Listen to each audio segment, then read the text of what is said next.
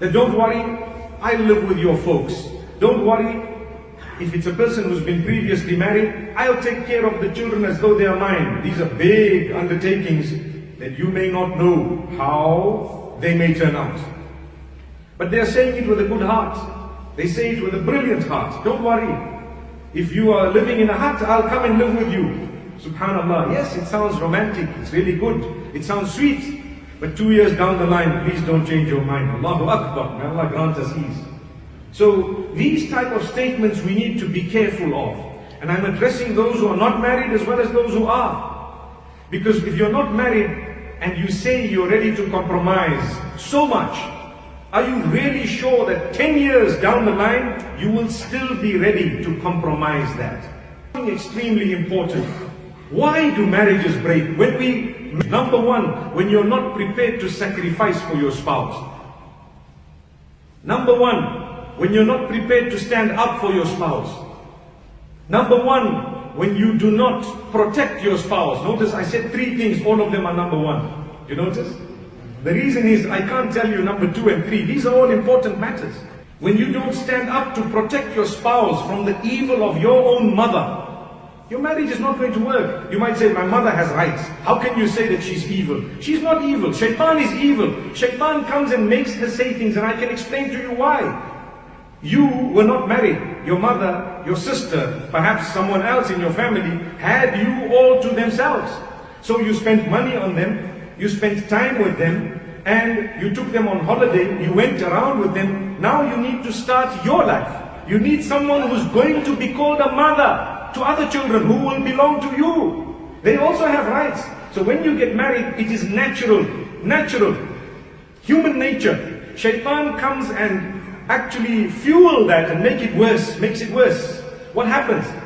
Now you cannot spend as much money on your sister or your mother as you did before, because now you need to save. So before I had a paycheck and I used to just give it to my folks. Now I have a paycheck, my wife has to share, I have a living, I have a house, I have a car. So naturally, sometimes people will feel, hey, I've lost out. Up to that point, it's still natural.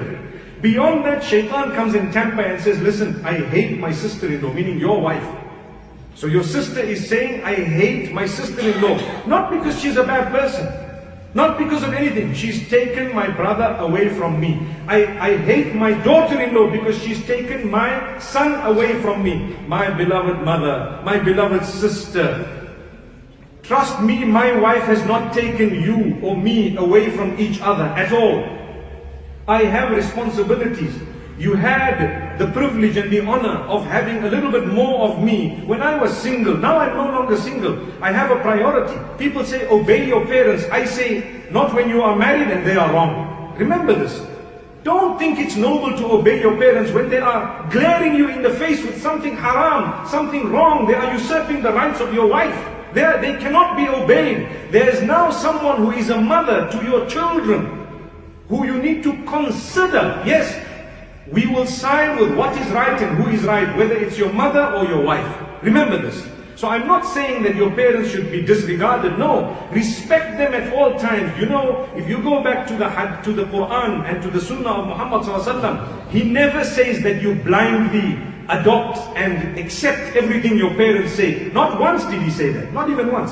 In fact, the Quran says, وَوَصَّيْنَا الْإِنسَانَ بِوَالِدَيْهِ حُسْنًا. In another place, إِحْسَانًا. Allah has asked you to be good and kind to your parents. He did not say obedient. Remember, why? Because obedience belongs to Allah. That's what it is. If your parents are right, I will adopt what they are saying because they are right. If they are wrong, I will kindly tell them, respectfully tell them that you are wrong. Allahu Akbar. So I owe them kindness. When you look at the hadith of your mother, who next your mother, who next your mother, songs have been made about it. You know that, right? That never speaks of obedience. Do you know this? We need to clarify this, because many mothers are suffering from the wrath or the pain that is inflicted upon them by their mothers-in-law, and vice versa. Vice versa, I'm going to get to that just now. What does this mean? I'm his mother, he should listen to me first. No, I am now a man. When I was not married, yes indeed. When I'm married, I just need to remember my mother's also a human being. She can make mistakes. I love her. I will kiss her. I will honor her. It does not mean I need to give all my cash to her. She will not decide what to cook every day as though my wife is just a worker who's come here to work. This is happening in a lot of homes where the woman comes in. Yes, we are living together. My beloved mother-in-law, we love you. And I'm talking here about my own mother too. Beautiful woman, alhamdulillah. And I'm saying it in a beautiful way. We all love to live together. But you don't make the decisions in this home. No, not at all. If you're not a man, my beloved brother, who's now a husband, if you're not man enough to side with your spouse when your mother is wrong or when she's overstepping her rights, trust me, there will be frustration caused by you in the marriage, and the marriage will break, because today's girls are not like a long time ago. When a car is damaged, they can send it for panel beating. No longer. Now when the car is damaged, I want a new one. I want out. That's what it is. Today, for the smallest reason, they want out. You had the first problem, I want out. That's another point that breaks marriages, where we have a sickness. Instead of helping each other when we are gone wrong, the husband doesn't want to hear, look, this is how my home is, take it or leave it, while I'm leaving it. Then the marriage breaks, and what happens? We end in divorce for nothing. It could have been the best marriage. We can still work it. We can. But we are being stubborn. You, my beloved brother, stubborn. You, my dear sister, you are stubborn. And you know what? You're allowing people to have a say who are not supposed to be having a say. The worst is when you go to an alim or a counselor and he tells you, just make sabr. That's it. My brother, my beloved Maulana, Sheikh, whatever you call yourself, stop saying to the people, make sabr. When you see that someone is oppressing another, it is an ibadah to stop oppression, my brothers and sisters. I will tell you, look, you know, your mother is wrong. Your father has caused the damage here. I will tell you that. You can hate me for it, but it's a fact. If that is the case. The same applies. Sometimes a daughter-in-law will come into the home and already she's been trained by her friends who might have gone through other experiences. That's your enemy. So from day one, she'll, hey, mother-in-law says, Assalamu alaikum, welcome to the home. And she says, hey, relax, take it easy. Take it easy. May Allah forgive us.